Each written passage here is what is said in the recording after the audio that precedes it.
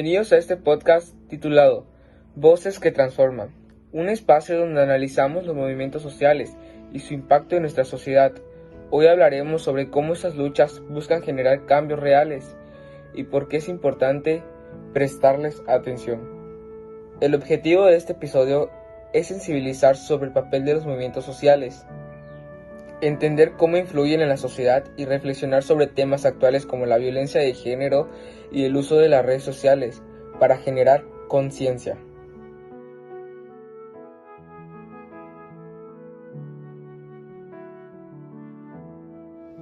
Los movimientos sociales son formas de organización colectiva que buscan cambios en la sociedad. Algunos ejemplos son el movimiento feminista, el movimiento ecologista, los movimientos obreros y los grupos ocupas. Estos movimientos surgen como respuesta a problemas sociales, como la desigualdad, la injusticia o la falta de oportunidades. Además, no solo buscan cambios políticos, sino también buscan transformar la cultura y la forma en la que pensamos. Por ejemplo, el movimiento feminista ha logrado visibilizar la violencia de género y exige la igualdad de derechos. Esto demuestra que la protesta también es una forma de identidad y resistencia. El movimiento ecologista surgió principalmente en los años 60 y 70, como respuesta a la creciente destrucción del medio ambiente, la contaminación industrial y el agotamiento de los recursos naturales. Esto fue porque la contaminación se volvió imposible de ignorar, y el detonante fue ver la Tierra desde fuera, por las fotos que se tomaron cuando el humano fue a la Luna. Esto ayudó a que se viera de forma emocional y así se empezó a exigir cambios. Este movimiento nos demuestra que todo está conectado y que el proceso tiene una factura, y también nos deja una realidad muy clara. No tenemos un futuro asegurado y nuestras acciones repercuten en él. El movimiento Ocupa nació en los años 70 y 80 por la crisis inmobiliaria en Europa. En estos momentos había muchos edificios, casas y fábricas abandonadas, además de que las rentas de lugares habitables estaban por los cielos. Su lógica principal fue: si los dueños prefieren tenerlo vacío y cayéndose antes que alquilarlo, lo ocupamos. Y bajo esa lógica y una raíz política, porque edificios vacíos era igual a lucro mientras hay gente sin hogar. Esto sucedió principalmente en ciudades como Londres, Berlín, Ámsterdam y Barcelona. Hasta la fecha siguen activos por las mismas razones: alquileres imposibles de pagar, gentrificación y miles de pisos vacíos. El movimiento obrero surgió como respuesta directa a las condiciones que trajo la revolución industrial, básicamente finales del siglo XVIII y el siglo XIX. Una de las causas para esto fueron las condiciones inhumanas de trabajo que recibían, pues incluían jornadas laborales de 16 horas durante 6 días a la semana. Había cero seguridad, había trabajo infantil, las fábricas eran insalubres pues no había ventilación y los castigaban con castigos físicos.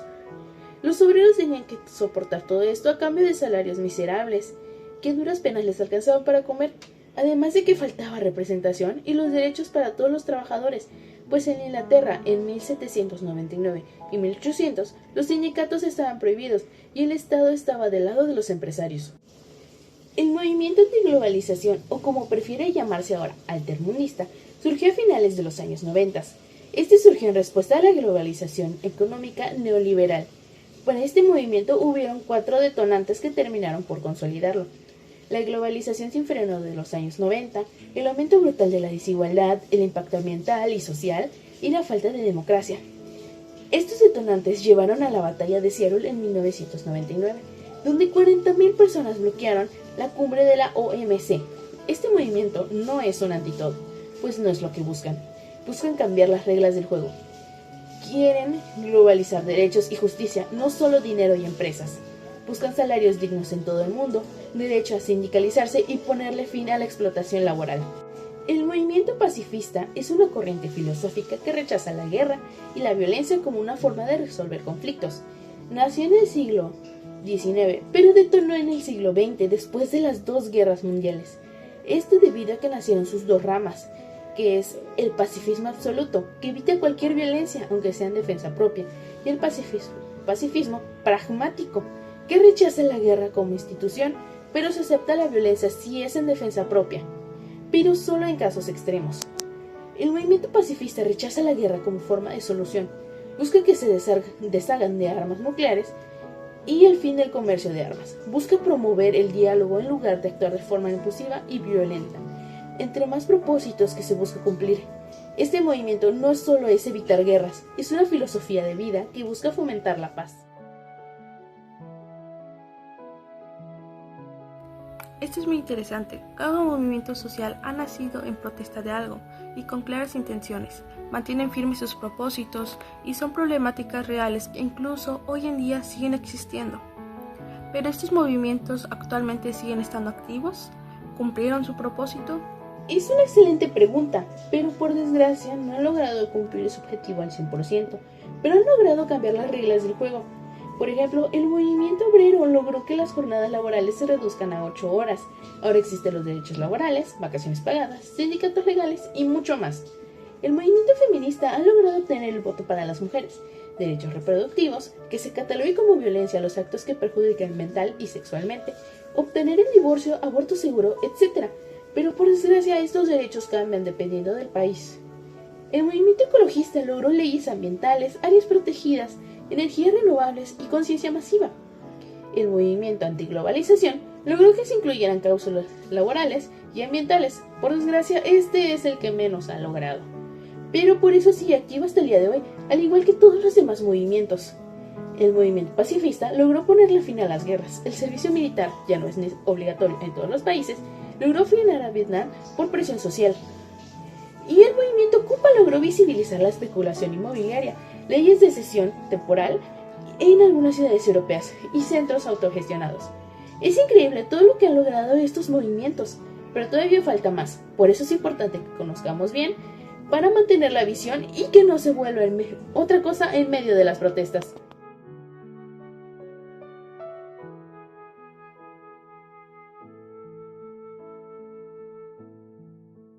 En esta sección tendremos un pequeño debate sobre quién manda realmente, el Estado o los poderes fácticos. Nos acompañan 2 guionistas, 2 editores y un analista político. Para empezar, ¿el Estado garantiza el bienestar de todos? En una sociedad, el Estado debería garantizar el bienestar de todos. Sin embargo, existen los llamados poderes fácticos, como grandes empresas, medios de comunicación o incluso grupos criminales, que influyen en las decisiones del gobierno. Esto crea desequilibrios, ya que muchas veces los intereses de estos grupos no coinciden con los de la población. Por ejemplo, decisiones económicas o políticas pueden beneficiar a unos pocos y afectar a la mayoría. El narcotráfico también puede influir en autoridades y decisiones. Exactamente. Los movimientos sociales funcionan como una forma de presión para exigir transparencia, justicia y cambios en las políticas públicas. Por ejemplo, los medios influyen en la opinión pública y presionan al gobierno. El narcotráfico también puede influir en autoridades y decisiones de seguridad. Y la Iglesia ha influido en temas sociales como la educación y los valores. Entonces, ¿los movimientos sociales ayudan a equilibrar esto? Sí, porque la gente puede exigir cambios. También hacen visibles problemas que se ocultan. Concluimos que, aunque los poderes fácticos influyen en el Estado, la participación social es clave para lograr un equilibrio. Gracias.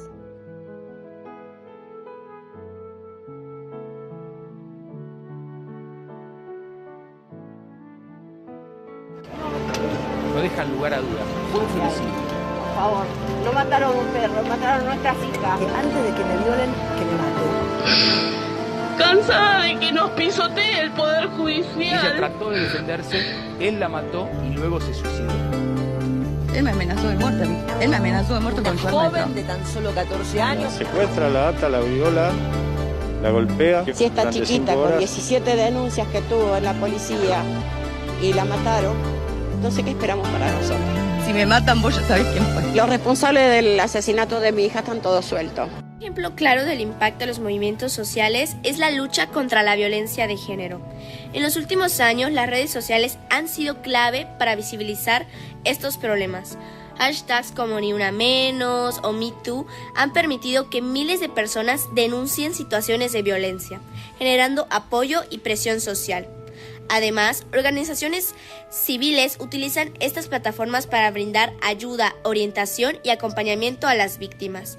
Esto demuestra que la estrategia de la tecnología puede ser una herramienta poderosa para el cambio social. En conclusión, Los movimientos sociales son la conciencia de nuestra sociedad y son fundamentales para construir una sociedad más justa. Surge ante las injusticias y la desigualdad, y como hemos visto, cada uno ha dejado una huella. Estas mismas son importantes, ya que nos permiten cuestionar las desigualdades, visibilizar problemas y exigir cambios. Aunque ninguna lucha ha terminado del todo, todas han logrado cambiar las reglas y mejorar nuestra vida actual. También cumplen una función fundamental: equilibrar el poder, asegurando que se escuchen nuestras voces. Hoy más que nunca, todos podemos participar gracias a las redes. Llegan más lejos informándonos, compartiendo contenido responsable o apoyando causas importantes.